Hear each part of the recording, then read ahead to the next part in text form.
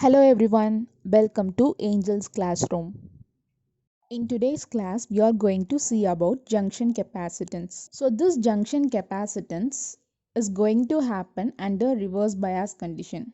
Okay, so see this diagram on the top right corner.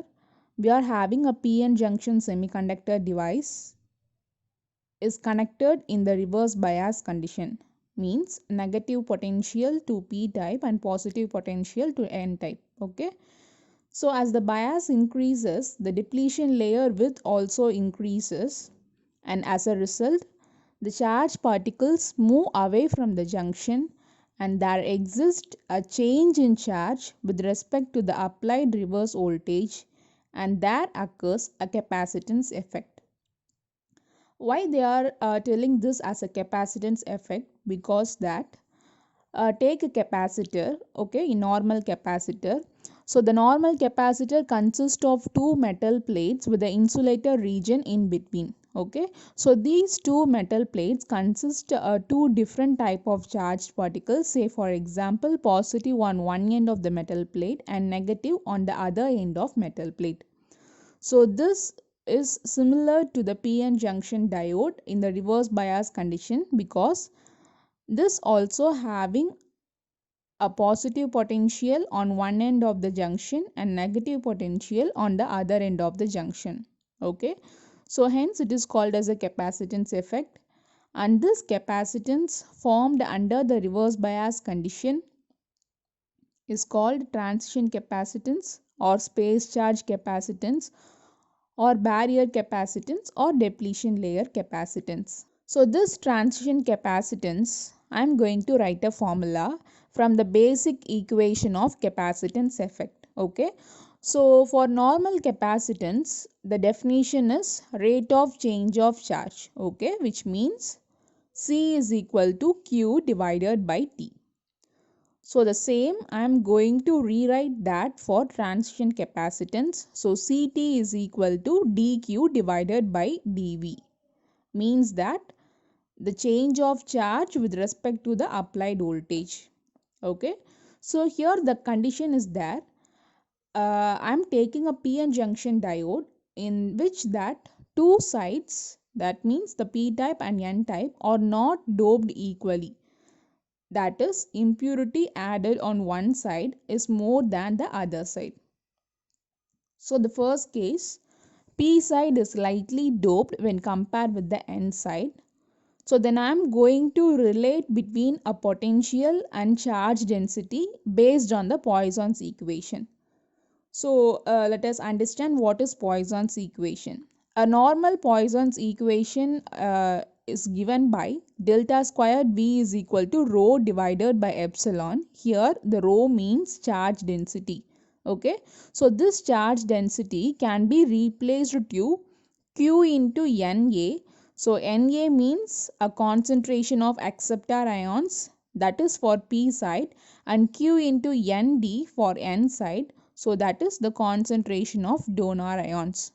So I am going to form a equation, that is the relationship between potential and charge density based on the Poisson's equation what we discussed now.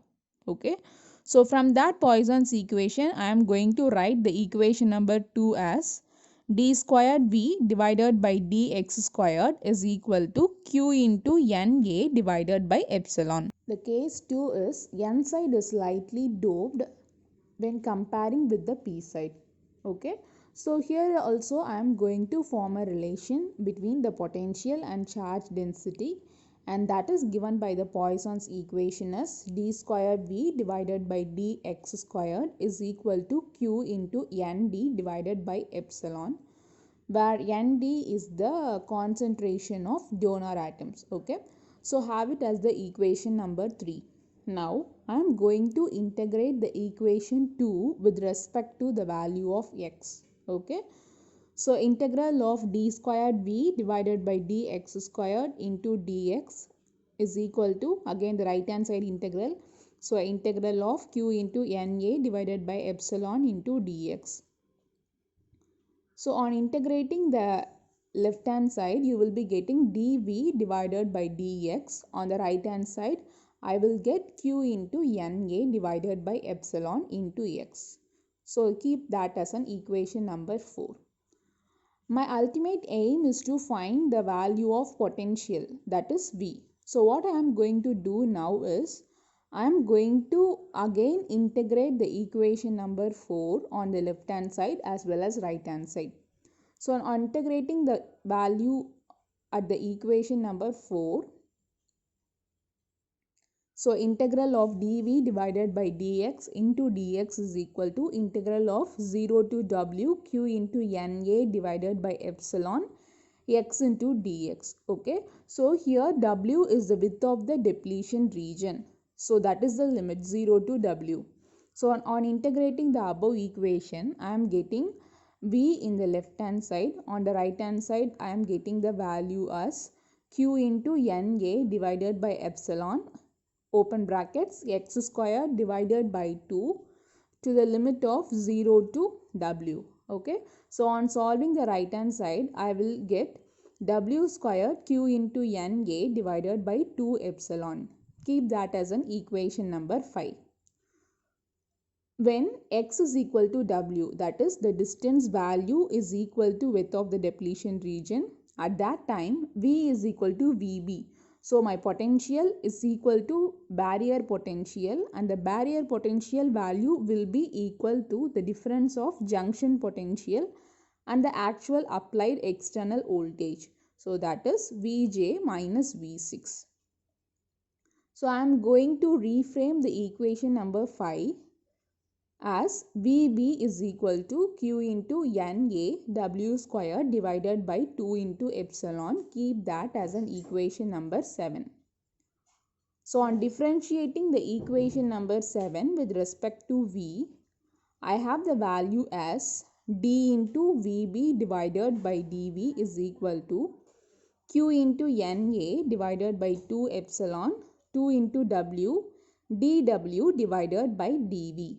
Okay, so in the previous equations I am integrating with respect to x, whereas coming to the 7th equation I am differentiating with respect to the applied voltage V. So we know that V is equal to Vb, that is the applied external voltage is equal to barrier voltage. So the value is 1, that is equal to right hand side of that equation. And therefore what I need for the further equation is dw by dv. So I am going to reframe this differentiated equation. So dw divided by dv is equal to epsilon divided by q into na into w, that is the equation number 8. So for now I have calculated the value of dw divided by dv. So next I am going to calculate the value of Q. Okay.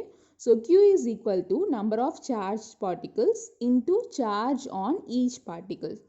So Q value will be equal to Na into volume into Q.